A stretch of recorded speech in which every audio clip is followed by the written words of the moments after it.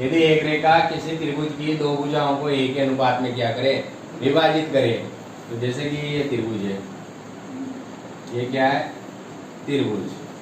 अब इस त्रिभुज में ये दिया है में आ जाएगा, दिया है या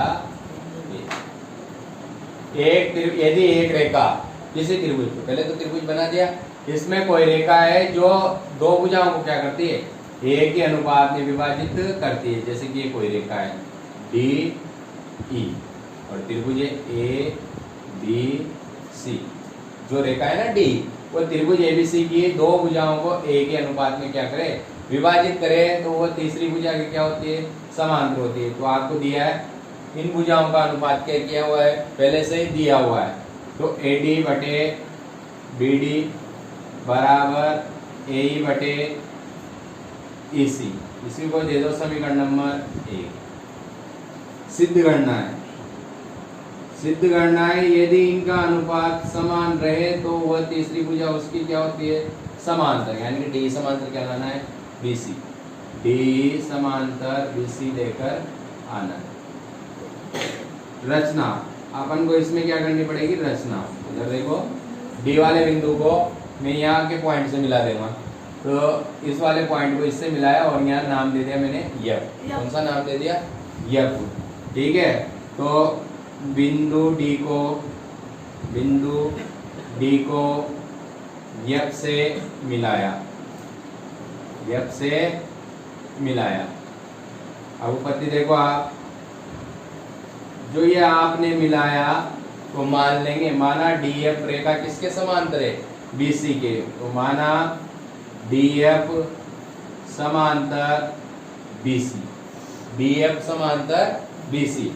ये रेखा तो अपन को समांतर लानी, ये वाली रेखा तो इसके समांतर लानी है, लेकिन अपन ने जो रेखा बनाई उसको क्या मान लेते हैं, समांतर। ये वाली रेखा इसके समांतर मान लेते हैं, तो समांतर मान ली। तो ये उत्पत्ति में माना डीएफ समांतर क्या है, बीसी, तो कौन सी पर में लगेगी, तेल्स पर में, तेल्स पर में से, तेल्स पर में से।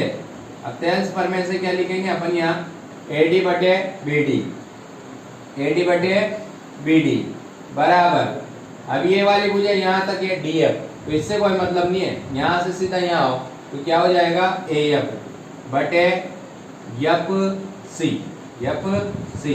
समीकरण नंबर 2, समीकरण नंबर 2, समीकरण 1 और 2 की तुलना करेंगे, तो इधर भी AD बटे BD और इधर भी AD बटे BD, दोनों भाग क्या है, समान, दोनों भाग क्या है, समान। तो समीकरण 1 व 2 से, समीकरण 1 व 2 से, तो आगे वाले भाग समान तो पीछे वाले भाग भी समान, तो ये पीछे वाले भाग क्या हो जाएंगे, समान। AE बटे EC बराबर AF बटे FC। अब इससे क्या हुआ, इससे भी आंसर नहीं है भाई, केवल अभी तुलना की है। अब मैं दोनों पक्षों में कितना जोड़ दूंगा, 1, कितना जोड़ दूंगा, 1। तो दोनों पक्षों में 1 जोड़ने पर, 1 जोड़ने पर दोनों पक्षों में कितना जोड़ेंगे, 1। जैसे 1 जोड़ा तो AE बटे EC प्लस कितना, 1, यहाँ कुछ भी नहीं है तो 1, यहाँ भी कितना, AF बटे FC प्लस कितना, 1, यहाँ कुछ नहीं है तो 1, एलसीएम कितना, EC, यहाँ एलसीएम कितना, FC। इसी का भाग इसी में एक बार, 1 को A से इंटू किया तो AE और प्लस 1 का भाग इसी में, इसी बार इसी को 1 से इंटू किया तो EC। FC का भाग FC में एक बार, 1 को AF से इंटू किया तो AF प्लस 1 का भाग FC में FC बार और FC को 1 से इंटू किया तो FC।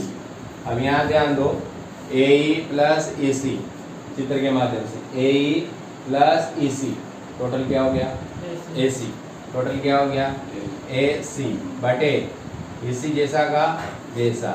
अब इसको भी पढ़ो, AF प्लस FC टोटल ये भी क्या हो गया, AC बटे FC जैसा का जैसा। AC से AC कट गया, यहाँ आ गया 1 बटे EC बराबर 1 बटे FC। अब ये नीचे इनको कहाँ ले जाना चाहते हैं, ऊपर, तो क्या कर देंगे, व्युत्क्रम, व्युत्क्रम करने पर, व्युत्क्रम करने पर, व्युत्क्रम करने पर ये भाग कहाँ चला जाएगा, ऊपर।